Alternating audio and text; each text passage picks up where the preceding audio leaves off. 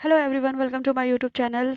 कैसे हैं आप सब? होप आप सब अच्छे होंगे और आपके पटवारी के पेपर भी अच्छे जा रहे होंगे।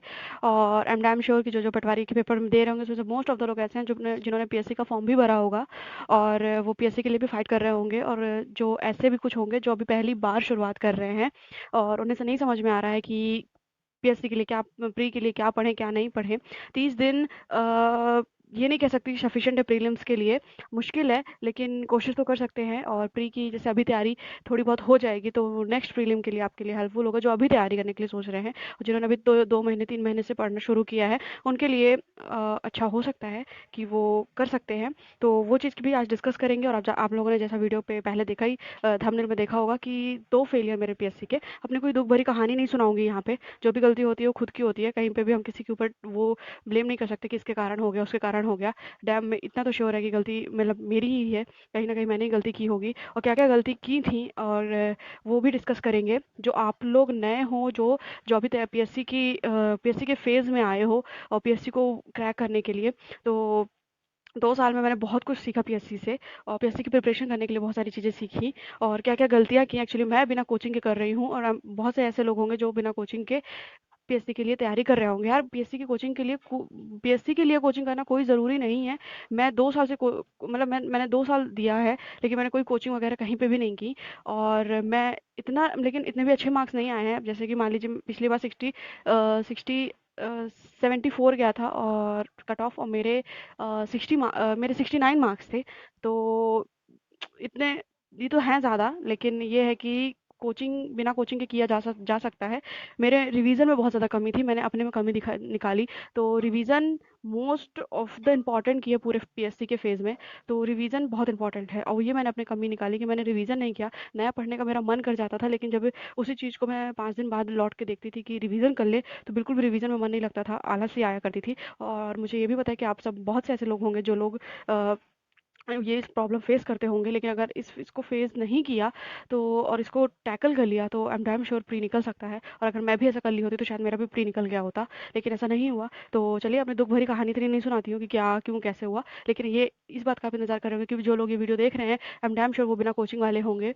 और वो कहीं ना कहीं कोई रास्ता ढूंढ रहे हैं कि कहाँ से शुरू करें, कैसे शुरू करें, कहाँ से खत्म करें। बाकी है सिर्फ 30 दिन। तो चलिए, पहली बात तो ये देख लेते हैं कि हमने क्या क्या गलती करते हैं जिसके कारण हमारा प्री नहीं निकलता। और फिर ऐसा सिलेबस में हम सबसे पहले क्या पढ़ें जो पीएससी के लिए हेल्पफुल हो, ठीक है? क्योंकि इतिहास बहुत है, ज्योग्राफी बहुत है पढ़ने के लिए। तो एक 2 साल के अनुभव के साथ अगर मैं ये बोल रही हूँ, तो अभी हिस्ट्री ज्योग्राफी छोड़िए जिनकी अभी तैयारी है। और देखते हैं, बाकी आगे डिस्कस करते हैं कि क्या कैसा है। तो मेजर रीज़न क्या है किसके पीएससी जो एमपीपीएससी एस्पिरेंट होते हैं, या मैं भी एमपीपीएससी एस्पिरेंट हूँ, फेल होने के मेजर रीज़न क्या क्या होते हैं? तो वो रीज़न ये है, lack of conceptual understanding with the subject. मैंने जब शुरुआत की थी ना, तो मुझे नहीं पता चलता था कि क्या पढ़ना है सब्जेक्ट में, कौन सा कॉन्सेप्ट पढ़े कौन सा नहीं करे। एक लॉट ऑफ सब्जेक्ट होते थे और इसमें जो ना एनसीईआरटीज़ की जो बुक्स रहा करती थी, इग्नोर मतलब मैंने एनसीईआरटी की बुक भी बहुत इग्नोर की है। मतलब एनसीईआरटीज़ की बुक जो है वो बहुत कम पढ़ी। और इसलिए भी मुझे कहीं न कहीं लगता है कि मेरा ड्रॉबैक है, लैक ऑफ रिवीजन। ये जो मैंने अपना मेन पार्ट बताया कि मेरे तैयारी में रिवीजन की बहुत कमी थी। मुझे नया पढ़ने का मन करता था लेकिन कभी रिवीजन करने का इतना मन नहीं करता था। बहुत ज़्यादा खुद को फोर्स करके मैंने रिवीजन किया। तो ये सबसे मोस्ट इंपॉर्टेंट चीज़ है कि आप भले कहते भी हैं कम पढ़ो लेकिन रिवीजन ज़्यादा करो, ठीक है? उसके बाद हम आ जाते हैं लैक ऑफ प्रॉपर प्लानिंग। मेरी कोई प्लानिंग नहीं रहा करती थी। अब बिना कोचिंग के ये सब चीज़ों के लिए ये सब चीज़ें फेस करते ही करते हैं। और आई एम डैम श्योर जो लोग बिना कोचिंग के कर रहे होंगे वो भी चीज़ें फेस कर रहे होंगे। तो एक प्रॉपर प्लानिंग और एक प्रॉपर गाइडेंस जो हम लोग यहाँ पे जो आप लोग अगर सपोर्ट करेंगे तो हम एक 30 डेज़ की पूरी स्ट्रैटेजी करेंगे। पर डे कोई ना कोई टारगेट कंप्लीट करके चलते चलेंगे। तो जिससे क्या होगा, आपको भी हेल्पफुल होगा, मुझे मोटिवेशन मिलेगा और आपको भी मोटिवेशन मिलेगा। ऐसा लगेगा कि चलो कोई साथ में तो है, मतलब पूरी तैयारी कंपटीशन में पता चलेगा कि कितने लोग इन्वॉल्व हो रहे हैं, ठीक है? मैंने कोई मॉक टेस्ट और टेस्ट सीरीज बहुत ही कम लगाए, बहुत ही ज़्यादा कम लगाए। कभी मैंने इसको इतना इंपॉर्टेंस नहीं दिया, शायद ये रीज़न भी हो सकता है। और लैक ऑफ पैशन, अरे हो गया यार, निकला तो ठीक, नहीं निकला तो ठीक, ये भी रीज़न रहा है।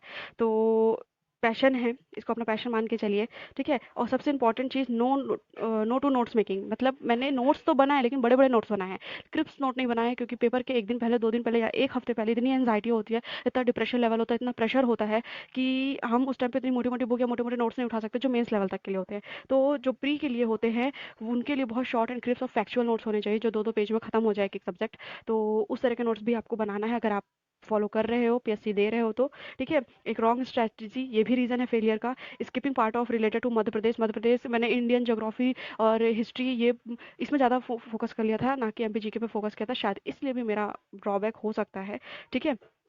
तो यही चीज़ मैं बोलूँगी कि अपने मिस्टेक को पहचानिए, पहला स्टेप यही है। उसके बाद आप खुद को आइडेंटिफ़ाई करेंगे अपनी मिस्टेक, और फिर आप उस चीज़ पे काम कर सकते हैं और अपनी प्रिपरेशन स्ट्रेटजी को इम्प्रूव कर सकते हैं, ठीक है? तो अब अपन यहाँ पे डिस्कस करेंगे कि मैंने तो अपनी आइडेंटिफ़ाई कर लिया कि मेरा ये है कि मैं रिवीज़न नहीं करती, तो मुझे रिवीज़न करना ही करना है, अभी मैंने ठान लिया है। तो अब जो लोग ऐसे हैं जिन्होंने जिन्होंने अभी 2 महीने पहले स्टार्ट किया है, पीएससी को जाना है, पीएससी को देने का सोचा है, तो वो लोग क्या करें, सबसे पहले कोई बकवास बात नहीं, आप एक काम करिए, ये जो हमारी 10 यूनिट है, first, second, third, fourth, fifth, sixth, seventh, eighth, ninth, tenth, ठीक है?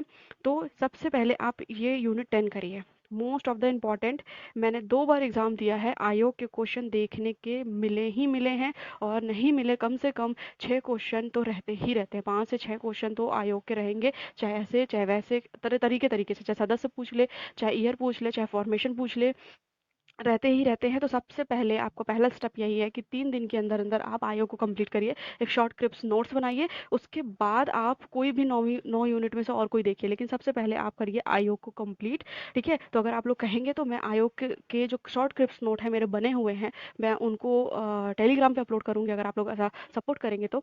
और टारगेट बनाते हैं 2-3 दिन, 3 दिन का, कि 30 डेज़ हैं, 30 डेज़ में हमको 10 यूनिट्स कंप्लीट करनी है। तो मेक श्योर कि हम अच्छे से इसको कर पाएँ, ठीक है? और ठीक है, तो सबसे पहले आप जो है ये 10 यूनिट्स कंप्लीट करिए, नहीं सॉरी 10 यूनिट्स नहीं, 10वीं वाली यूनिट कंप्लीट करिए, जिसमें आयोग दिया हुआ है, क्योंकि आयोग most of the important part है यहाँ का, क्योंकि और ऊपर से नया जुड़ा हुआ है, तो ये तो कुछ ऊपर ऊपर का लेवल का ही पूछेगा, ज़्यादा डीप नहीं पूछेगा, है ना? बहुत सारी चीज़ें हैं जो आती नहीं हैं, तो अब क्या हो रहा है, धीरे धीरे डीप पूछ रहा है, लेकिन आयोग one of the most important, तो जो अभी तैयारी कर रहे हैं उनके लिए तो मैं यही रिकमेंड करूँगी कि आप पहले आयोग कर लीजिए, ठीक है?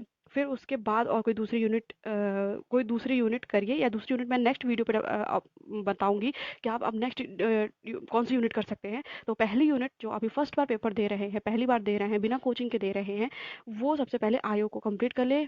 जो अगर आपकी कैपेसिटी अच्छी है तो आप 4 दिन में कंप्लीट करिए, नहीं तो 5 दिन में कंप्लीट करिए, लेकिन मोस्ट इंपॉर्टेंट 5 दिन के अंदर अंदर आप कंप्लीट कर दीजिए विद एमसीक्यू, ठीक है? तो अगर आप बोलोगे तो मैं इस पे शॉर्ट क्लिप्स भी नोट्स भी डाल दूंगी। तो होप आपको ये अच्छा लगा होगा। Please like and share subscribe ज़रूर करिएगा, और मुझे कमेंट करके बताइएगा कि आप लोगों में से ऐसे कितने लोग हैं जो अभी पीएससी दे रहे हैं या फर्स्ट टाइम पीएससी दे रहे हैं। तो ये ज़रूर करिएगा, कमेंट करके बताइएगा मुझे। Thank you so much, hope आपको ये वीडियो अच्छा लगा हो।